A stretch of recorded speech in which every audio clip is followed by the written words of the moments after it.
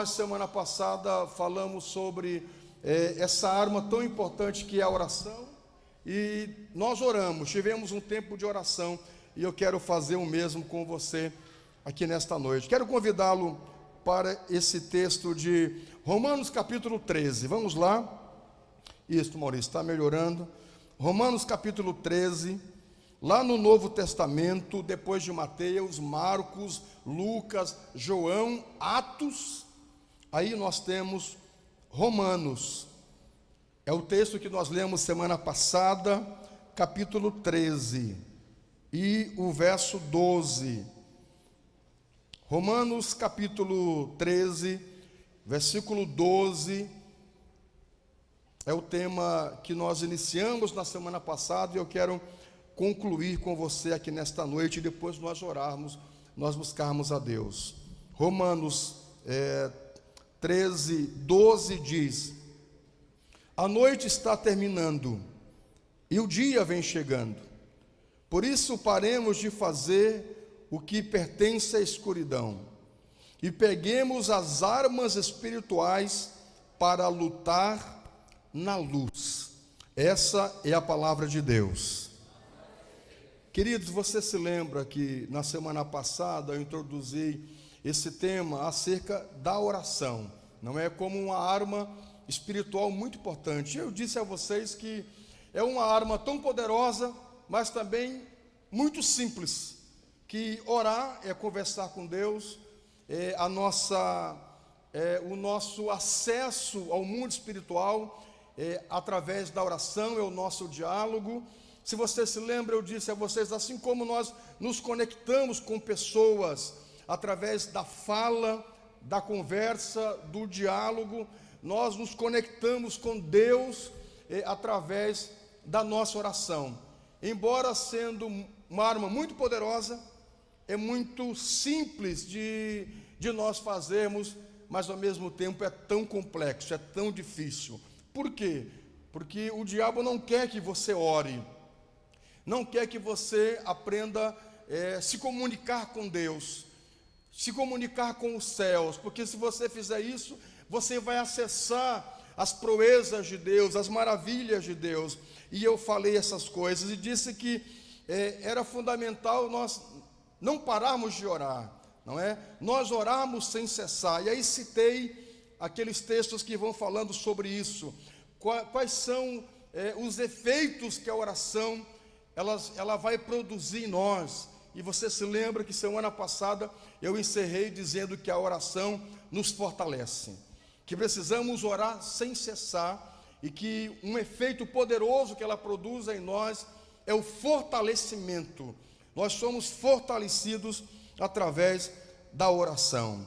E aí eu quero partir para você para o segundo item que a oração produz em nós. Eu quero convidar você para lá no finalzinho da sua Bíblia, no livro de Tiago, capítulo 5, lá no finalzinho da sua Bíblia, depois de Romanos, vai passando, depois de Tessalonicenses, depois de Timóteo, Filemon, Hebreus, depois de Hebreus, antes de Pedro, lá no finalzinho, antes de Apocalipse, lá bem no final da sua Bíblia, no livro de Tiago, no capítulo 5, e nós vamos ler a partir do verso 14, livro de Tiago, capítulo 5, verso 14, eu quero falar para você o segundo efeito que a oração produz em nós. O primeiro é nos fortalecer, agora o segundo, em Tiago capítulo 5, a partir do verso 14, que diz: se alguém de vocês estiver doente, chame os presbíteros da igreja, os pastores da igreja, para que façam a oração e ponham um azeite na cabeça dessa pessoa, em nome do Senhor, e a oração feita com fé salvará o doente, e o Senhor lhe dará saúde, perdoará os pecados que tiver cometido. Digam amém. Vejam um efeito poderoso na vida de alguém. Aqui estão incluídos dois. O primeiro efeito, então, que a oração aqui nesse texto produz na vida de uma pessoa é a cura. Diga cura, diga saúde. Meus irmãos, a oração da fé produz primeiramente em nós saúde, cura. É por isso que o inimigo, repito, ele quer muitas vezes nos embaraçar com muitas coisas desse mundo para nós não orarmos. E escute uma coisa, essa cura não é apenas uma cura física, mas de alguma maneira essa cura também, ela vem sobre nós no aspecto emocional, no aspecto espiritual. A oração ela é tão poderosa que ela nos cura nas 3 áreas da nossa vida. Ela nos cura no físico, e quando você vai ver a Bíblia, está repleta de episódios. Você vai ver isso tanto no Primeiro Testamento, como no Segundo Testamento. Você vai ver muitos episódios de pessoas curadas fisicamente por intermédio da oração. Então veja o quanto a oração ela é poderosa em nossas vidas, traz cura para o indivíduo. Eu conheci uma pessoa, uma irmã chamada Irmã Maria José. Não era minha mãe, era outra Irmã Maria José. Pense uma mulher abençoada, uma mulher de Deus. Ela muito simples, ela não tinha não tinha meios, recursos, não é? E tudo ela vivia por intermédio da oração. Os filhos adoeciam, ela orava, e de forma muito graciosa por Deus, Deus fazia milagres na vida dela e da família dela. Era uma viúva com filhos, eu a conheci, minha mãe, e ela vivia na base da oração. Em muitas situações não tinha como ela acessar, não é, a rede de saúde, e aí ela orava, buscava Deus, e de forma milagrosa, Deus vinha sobre elas, sobre os filhos, e produziam milagres. Embora Deus pode usar a medicina também, não há dúvida disso. A gente não descarta essa intervenção de Deus por intermédio dos médicos, porque se Deus não quiser, não há cirurgia que produz efeito na vida de alguém. Se Deus não quiser, não há medicação, não há tratamento, não há nada no aspecto humano que possa trazer para o ser humano uma cura ou um milagre, se Deus não permitir. Então, entenda primeiramente que todo o poder está em Deus. Se Ele quiser, o milagre será certo. Você pode aplaudir o Senhor, crendo no seu poder, faça isso com uma alegria. Então, veja, queridos, a oração produz no ser humano essa dádiva de curar questões físicas. E quantas pessoas em nossos dias já não foram curadas por Deus?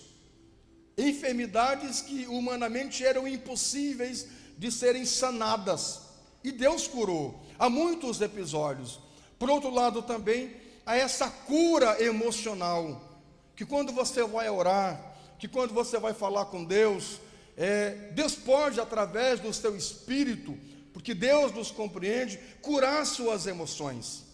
Por isso é importante que você ore, que você fale com Deus, que você conte para Deus as suas dores, os seus temores, as suas preocupações. Eu dizia a vocês que o pai da psicanálise, que é o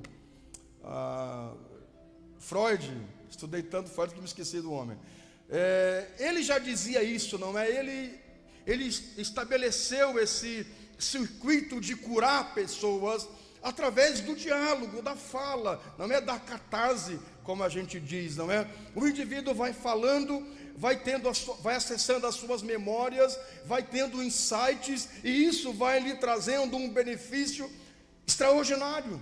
E esse benefício vai ser traduzido depois por cura.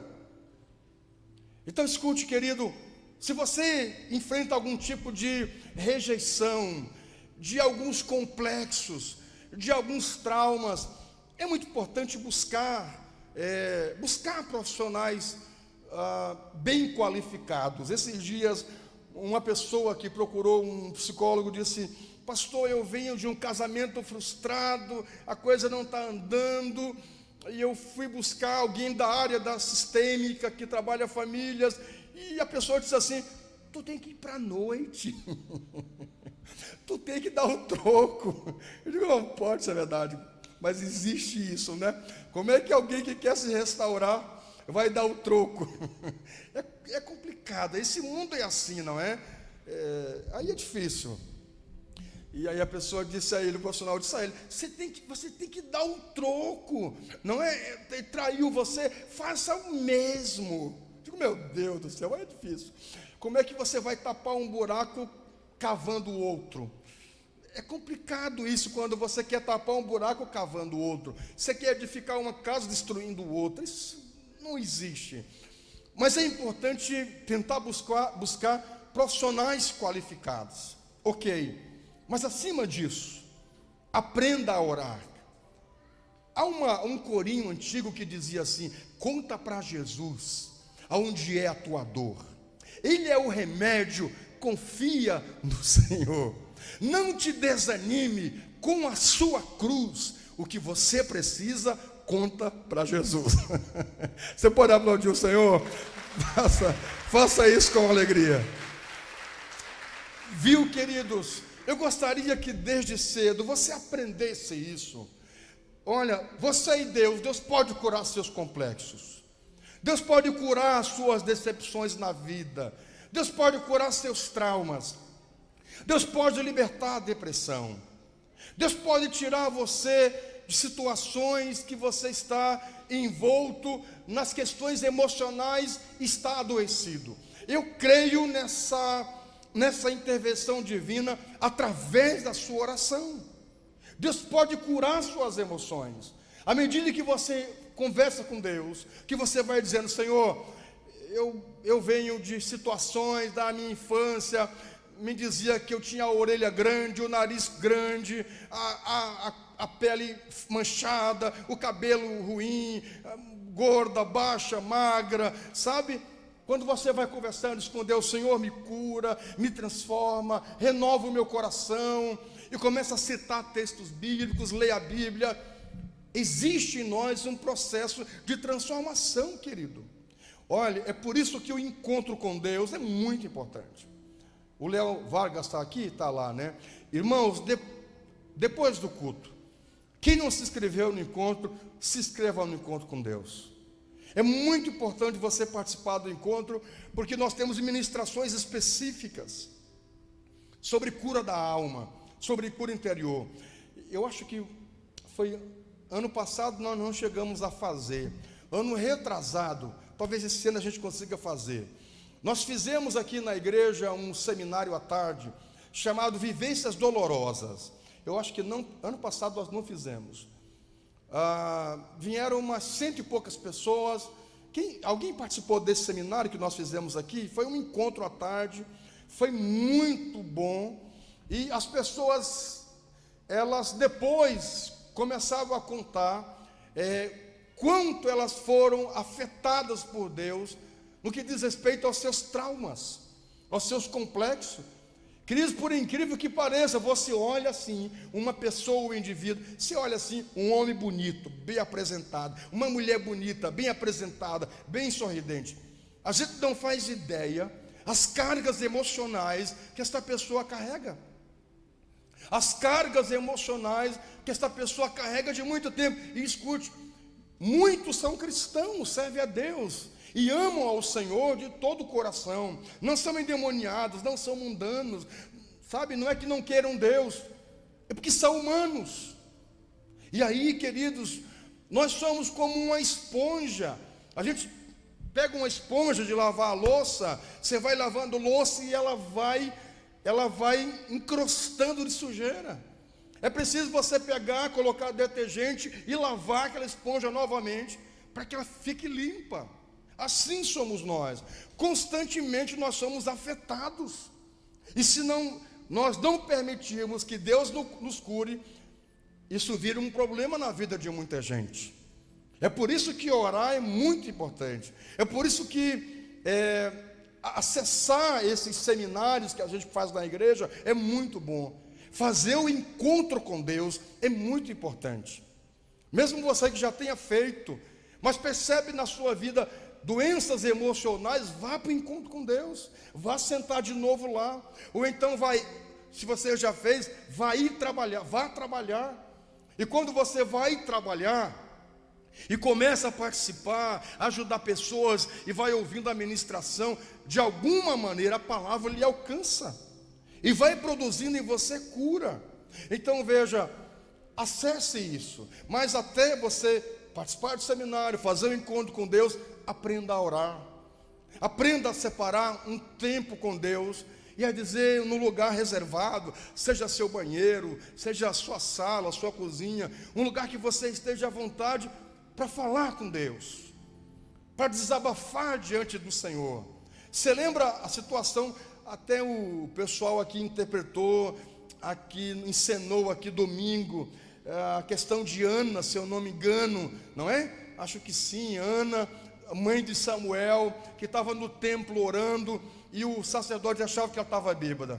Ela disse: não, Senhor, eu não estou bêbada, eu estou amargurada de alma. É uma alma machucada, é uma alma ferida. E é engraçado que ela vai orar a Deus, e ao mesmo tempo que vê a crítica do sumo sacerdote, depois veio o entendimento. Ele entendeu que ela não estava bêbada, ela estava amargurada de alma, e aí ele deu a palavra profética para ela, que Deus iria atender a oração dela. E de fato Deus atendeu. Então veja, queridos, eu convido você a fazer isso, a orar. Outra coisa, eu quero que você fique muito à vontade nessa igreja, para que no momento da oração, você se derrame diante de Deus. Às vezes a gente está orando aí, dá aquela vontade de chorar, de desabafar diante de Deus, e a gente fica pensando: mas alguém aqui do lado, o que vai pensar, me ver chorando? Que alguém aprenda assim, que você não depende da avaliação dos outros. E na igreja ninguém está para avaliar ninguém. Sabe, se você for orar, seja você quem for, fique à vontade para você orar. Algumas pessoas, elas se prendem na hora da oração, elas não se liberam, e aí elas ficam travadas, e o processo de cura não acontece. É como se você pegasse o ralo da pia, que quando você aperta ele, não vai sair a água, vai ficar cheia a pia. É preciso tirar o ralo para poder a água descer. Algumas pessoas na igreja, nós vamos orar, e o Espírito Santo está falando, e vem aquela emoção, aquela vontade de orar, e a pessoa logo pensa: eu não vou orar, eu vou borrar a maquiagem. O fulano vai me criticar, a minha amiga o que vai pensar, o pastor o que vai pensar. Querido, tire isso da sua cabeça. Essas coisas, às vezes, por trás delas, estão setas malignas, para impedir que o Espírito Santo acesse tua mente, acesse o teu coração, e você não se libere, e aí você não se derrama diante de Deus. Olhe, nessa sexta-feira, eu disse à pastora, para mim foi a melhor de todas as convenções. Eu me derramei muito nessa convenção, e eu, diante de Deus, eu não tenho medo, eu não tenho vergonha de chorar. Eu não choro por qualquer coisa, com dor aqui, dorzinha ali, porque alguém me disse. Mas diante de Deus eu me derramo. Se me der vontade de chorar diante de Deus, eu vou chorar. Uma hora, né, pastora Graça, nos pegamos ali no estacionamento, né, abraçado, e eu, pastora Graça, em lágrimas, chorando. Mas eu não estou nem aí com quem vai pensar alguma coisa. Querido, aprenda isso desde cedo, porque senão você chega e a palavra está produzindo um efeito em você, aí você vai orar, e é nessa hora que a cura vai vir, porque você está aberto. Aí vem o pensamento: e fulano, o que vai pensar? E fulano, o que vai pensar? Isso estanca, isso impede o agir de Deus na sua vida. Então aprenda desde cedo na igreja, diante de Deus, a liberar o seu coração e ficar muito bem à vontade. Digam amém. A oração produz em nós essa cura física, essa cura emocional e essa cura espiritual também. Vai produzir em nós essa saúde espiritual. A oração, queridos, nos lava por dentro, nos limpa, nos purifica, nos traz saúde. É por isso que orar é tão importante e tão necessário. Digam amém. O próximo efeito que a oração produz em nós é milagres. Diga milagres. E eu quero convidar você para o Velho Testamento. Vamos lá. Primeiro Testamento, livro de Crônicas, Segunda Crônicas. Vamos lá.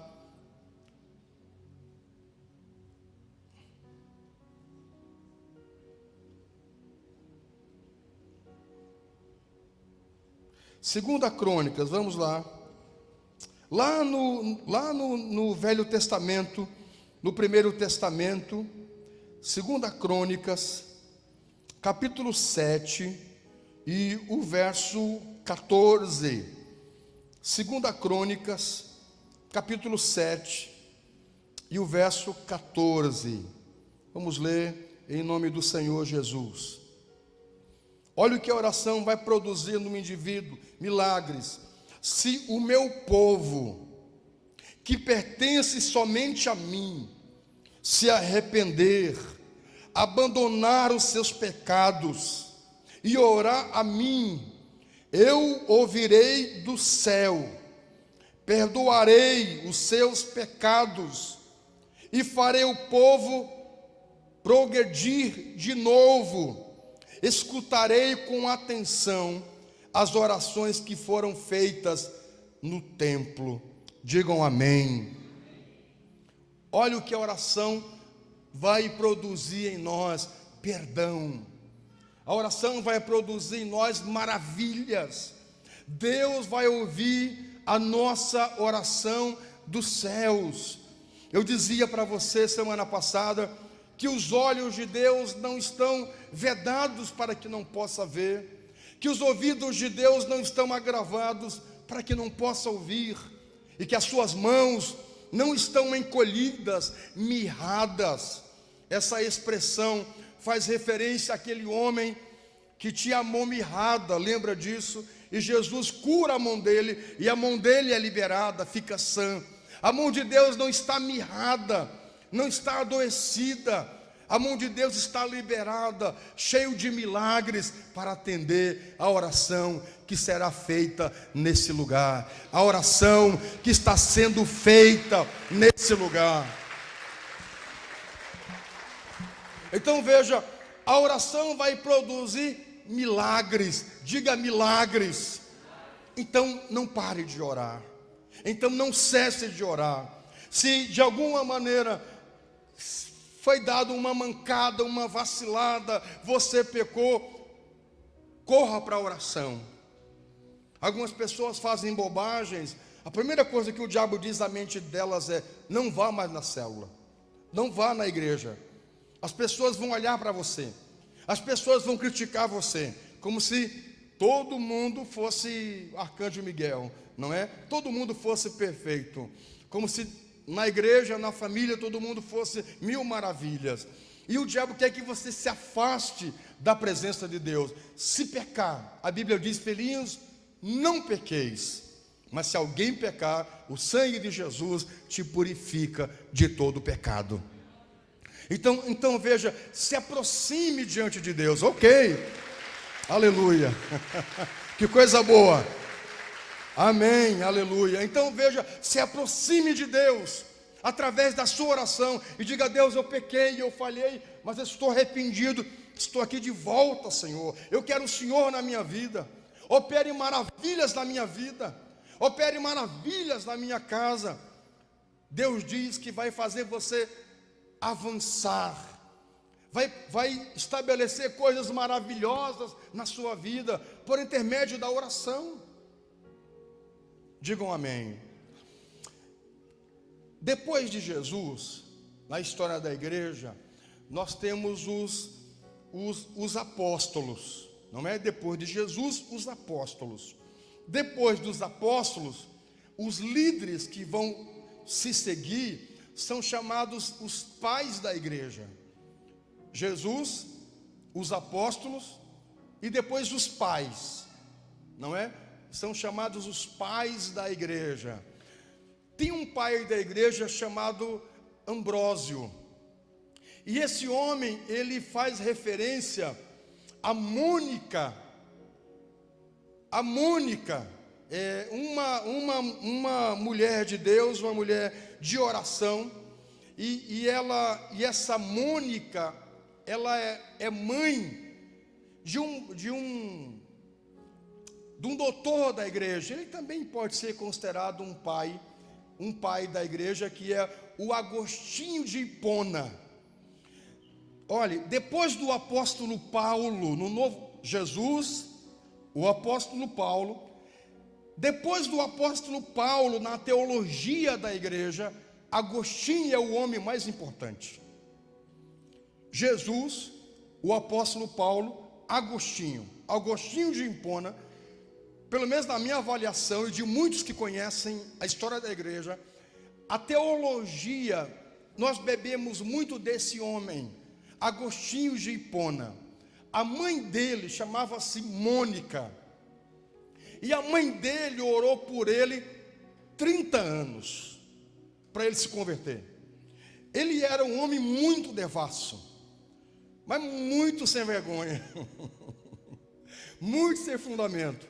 E ela por 30 anos orou por ele, 30 anos esteve em oração, orando por ele, olha, 30 anos. Queridos, eis o nosso problema. Quando terminar essa série de mensagens sobre essas armas espirituais que nós estamos dando, não é? Nós vamos ter outros temas, tal, mas uma coisa eu quero que você aprenda. Vai ter muitas outras armas que nós vamos utilizar, mas eu diria que a oração é uma das mais importantes dela. Você precisa aprender sobre oração. Além de aprender, nós precisamos praticar, porque a prática que leva à perfeição. Digam amém. Olha, quem sabe você está aqui e você não sabe nem orar. Você não sabe nem orar. Você quer a cura do câncer, quer a cura da AIDS, quer a cura para a feúra, quer um emprego, sei lá, quer a salvação de alguém, quer ficar mais cheiroso, mais lindo, mais gostoso, mais maravilhoso. Você não quer orar. Não tem como entrar por essa porta, por essa igreja, se não for pelaquela porta. É como se nós anulássemos as outras entradas e saídas e tivesse só aquela porta. Não tem como pular janelas, porque a janela é basculante, não pode pular, é por essa porta. Não tem como vir milagre, não tem como vir a bênção, não tem como vir as maravilhas, se não for pelo caminho da oração.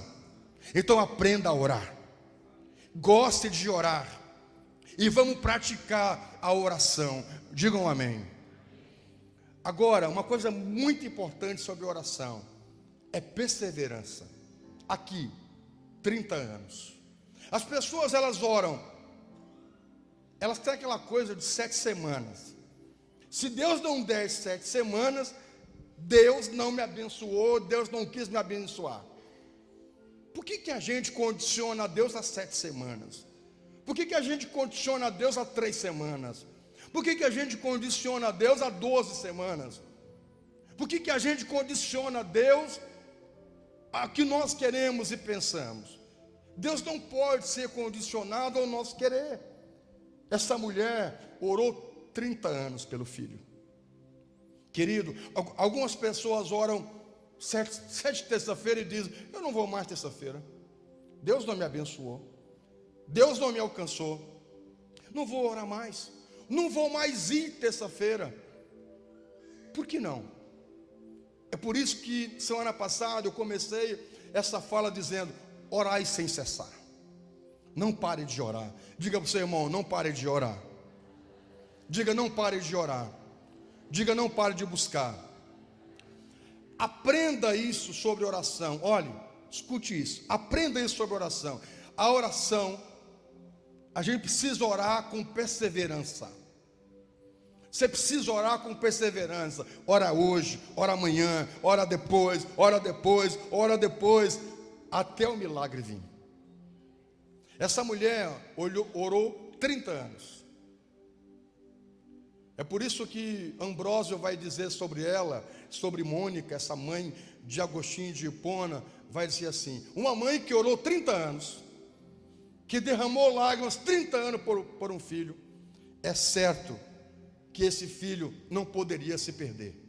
Uma mãe que passou 30 anos derramando lágrimas pelo um filho, era certo que esse filho não iria se perder. Eu conheço histórias em São Paulo de traficantes, cara do mal, cara como diz o irmão, do tóxico, como é que fala desse jeito, né? Do tóxico, do crime. E a mãe crente, e a mãe santa, que chegava com as armas, e a mãe de madrugada orando, buscando a Deus, e ele passava por cima da mãe assim, ó, e a mãe orando, passava por cima da mãe assim, ó, nem respeitava a mãe, ia lá para o quarto, chegava todo drogado com a metralhadora, e a mãe orando, por muitos anos, até que um dia, Deus respondeu a oração dessa mãe. Por isso eu quero convidar você, na oração, a perseverar, a não parar de orar, a não parar de buscar a Deus. Um homem muito importante da reforma, talvez você saiba, que é Lutero. O alemão Lutero, ele dizia assim, que oração é esmurrar os céus. É como se você estivesse numa luta, esmurrando o céu, lutando. Você continua lutando, você não para de lutar, você não para de orar, de esmurrar o céu. Isso é Lutero, um dos cabeças eu diria que começou com ele ali a reforma protestante. A oração é esmurrar o céu. Você não para, você ora até derrubar o seu inimigo. Isso é muito importante para nós, queridos. Perseverar na oração, orar. Olha, a igreja da Coreia, a Coreia é bem pequena. Você sabe disso, que a Coreia é dividida em Coreia do Sul e Coreia do Norte. Eu estive na Coreia alguns anos atrás e eu fui conhecer a maior igreja do mundo. 1 milhão de membros na mesma igreja. O brasileiro tem uma frescura assim, ó. Eu não gosto de igreja grande, eu gosto de igreja pequenininha. Para com isso, querido, com essa mentalidade medíocre. Sabe, como o brasileiro é bobo, né, gente? Tem umas bobagens assim. Eu não gosto de me arrumar porque eu sou simples. Não é nem simples, é simples. Meu Deus, irmão, te arruma, fica cheiroso, fica bonito, para de frescura. Sabe, não pode. Como o brasileiro é bobo, meu Deus do céu. A maior igreja do mundo tem 1 milhão de membros. Uma igreja só. A gente precisa crescer, gente. A gente precisa ampliar os horizontes. A gente precisa, sabe? A gente precisa sair. Por isso que é bom viajar, para conhecer outros lugares. Às vezes eu acho que esse povo da mobilidade de Santa Maria tinha que viajar para longe, para os Estados Unidos, para ver o que é São Paulo, para ver o que é mobilidade. Meu Deus do céu. Você quer ver uma coisa? A gente está dirigindo aqui na cidade. Aí tem uns carros que não andam. Começa porque pista da esquerda é pista rápida. Aí você olha assim pela placa, você vê que é da cidadezinha da volta. Porque não sabe andar. Coisa mais triste, né? Gente, pista da esquerda é pista rápida. Se você está lá, é 60 e está andando a 40, vai para a direita. Porque pista da esquerda é pista rápida. Em São Paulo, nos é condicionado assim, ó, nunca tranque o cruzamento. Meu Deus, em Santa Maria eu fico admirado, o povo de Santa Maria. A turma tranca o cruzamento assim, fica assim os carros. Digo, não, meu Deus, não pode ser verdade. Em São Paulo você tem assim, ó, congestionamento de 10 quilômetros. São 12 milhões de habitantes. E a 4ª cidade maior do mundo. É de lá que eu venho. Meus irmãos, está 10 quilômetros de congestionamento. Vem a ambulância. Vem a polícia. Você sabe o que é os carros abrir? Agora há pouco, eu estava vindo aqui, passando aqui pelo centro, ali no meu lado, ali faixa de São Cepé. Estamos arrumando. Aí vinha a polícia. Quando eu vi de longe, eu já subi em cima de uma guia lá para liberar a frente. O carro da frente assim, ó, parado. Não pode ser. Meu Deus, eu fico doente. E o carro, E o cara, buzinando, o cara. O que eu faço? Meu Deus do céu. Aí tu olha a placa assim, então, não pode ser, meu Deus. Sabe, essa coisa de mentalidade. Isso é uma outra pregação. Mas, gente, nós precisamos renovar a mente, pessoal. Renovar a mente. Tem coisas que já não precisamos passar disso há muito tempo. Tem algumas bobagens nossas que precisa crescer na vida. Paulo diz, quando eu era criança, eu agia como criança. Sabe, tem coisas que não precisamos mais ficar sofrendo. O que fulano vai pensar de mim, que vai dizer, vai, aleluia, glória a Deus. Isso não depende da avaliação dos outros. Eu vi dizendo para a pastora agora há pouco, meu amor, nós já passamos desse nível, mas nós já passamos há muito tempo disso, e eu como indivíduo, há muitos anos. Não, a gente não vive segundo a avaliação dos outros. Você estabelece uma meta para a sua vida, um propósito de vida, e você vai em cima disso. Sem pisar em ninguém, sem fazer malandragem nenhuma, mas estabelece um foco e acabou. Assim tem que ser. O que vão pensar de mim? Um tempo atrás a pastora às vezes não queria comer o bife, que tem irmão que não tem bife para comer. Eu digo, mas aí sim, né, mas? Digo, mas aí tu não vai comer. Mas meu amor, eu não sei. Quem sabe o irmão está dormindo até meio-dia. Por isso ele não tem um bife para comer. Eu levanto 6 da manhã, 5:30 da manhã, eu estou de pé. Quem sabe o irmão 8 da noite está dormindo. 1 da manhã, não dormia ainda. Isso é sempre. Não pode ser verdade, né? Come o teu bife em paz, Alemoa. Tu trabalhou para isso. Meu Deus, me ajude em oração. Eu fico nervoso com essas coisas. Diga um amém. Veja, eu estava falando dessa maior igreja do mundo, que o povo tem uma mentalidade assim, primeiro mundo. 1 milhão de membros. Há 50 anos atrás, 60 anos atrás, começou um avivamento lá. Sabe como? Através da oração. Eles começaram a reuniões de meio-dia. Meio-dia as igrejas começaram a se reunir para orar. Alguns 6 da tarde, oraram 1 ano, 2 anos, 3 anos. Dali a pouco começou assim o comentário pessoal. Gente, nós precisamos visitar. Alguns membros das igrejas começaram a murmurar. Esse pastor não visita? Não atende? Só fica orando. Sabe, queridos, começaram a ter até murmuração. Nós queremos atendimento, nós queremos conversar com o pastor. E o pastor passa orando, não atende a gente direito. E mesmo assim, seguiram orando. 1 ano, 2 anos. Alguém disse depois, vamos parar, porque a gente tem mais muita coisa que fazer na igreja, além da oração. Mas o pastor disse, não, vamos seguir orando. Põe o Iguxu, vamos seguir orando. Meus irmãos, você sabe o que é uma igreja que nunca fecha? 1 milhão de membros. Você sabe o que é isso? Os maiores cultos deles são de oração. E começaram como nós estamos começando agora. Antes do culto, tem a oração aqui embaixo. Todo dia nessa igreja tem oração. Irmãos, vai chegar um dia que nós vamos ter um crescimento explosivo em nome de Jesus. Nós estamos fazendo base para isso. Olha, é só você olhar. Essa igreja tem 15 anos. Eu estava esses dias conversando com um pastor daqui, que estava aqui na convenção. Esqueci o nome dele.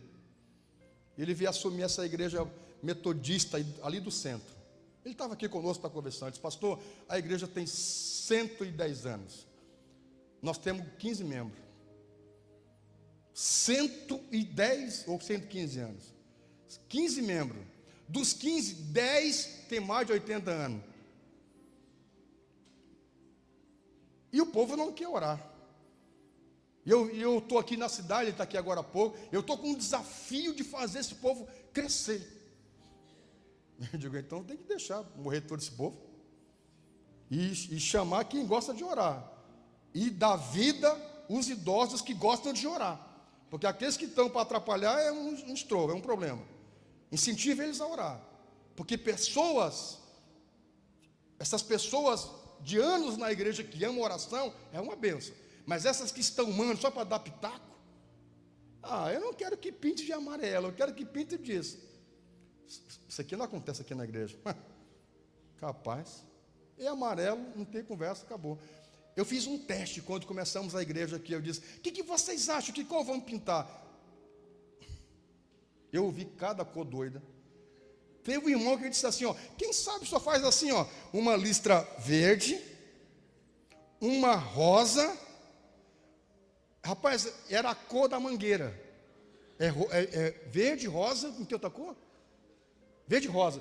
Eu digo, não pode ser verdade. O irmão queria que eu pintasse da cor da mangueira. Eu acho que ele era dessa escola de samba Mangueira. Você não acredita nisso? Eu digo, não, sério? Sim, pastor, faz uma lista verde e uma lista rosa. Eu digo, sério? Eu digo, não tem conversa. Não tem. Tem coisas que não tem conversa, né? Queridos, olha só, para me encerrar e orar com vocês. Escute uma coisa. Do hotel da onde eu estava, na frente da igreja, você sabe o que é assim, ó, 3 da manhã, sem conseguir dormir, até por causa do fuso horário, depois de 15 horas dentro de um avião, e lá do hotel, escutar barulho de oração, 3 da manhã, 3h30, quase 4. Aí eu disse, um frio, nevando, eu digo, meu Deus, eu vou lá, estava eu e o irmão Joel, digo, eu vou lá orar, porque eu não consigo dormir. Aí peguei o sobretudo, atravessei a avenida e fui para a igreja para orar, uma igrejão assim imensa. Você tem uma ideia, 2 quarteirões de igreja. Aí eu pensei, deve ter aí umas 1000 pessoas orando. Quando eu subi a escadaria, que entrei na nave principal, gente, eu acho que tinha de 5 a quase 10.000 pessoas orando. Era um dia de semana. Mais de 5.000 pessoas tinha, porque a igreja cabe 50. Você sabe o que é 5, 10.000 pessoas no dia de semana, de madrugada orando? É por isso que é uma igreja tão poderosa, gente. Queridos, olhe, aprenda a orar. Os milagres que você quer de Deus, eles virão por intermédio da oração. Quando eu quero que você procure na igreja os horários de oração. Essa igreja tem oração todos os dias, vários horários. Vem orar. Eu mesmo estou aqui toda quinta-feira, 7 da manhã, aqui no Rubi, orando.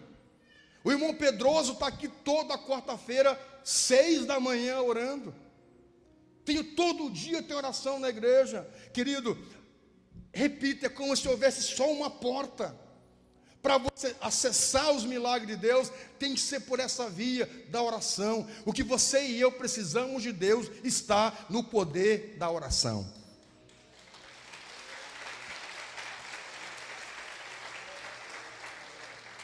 Digam amém.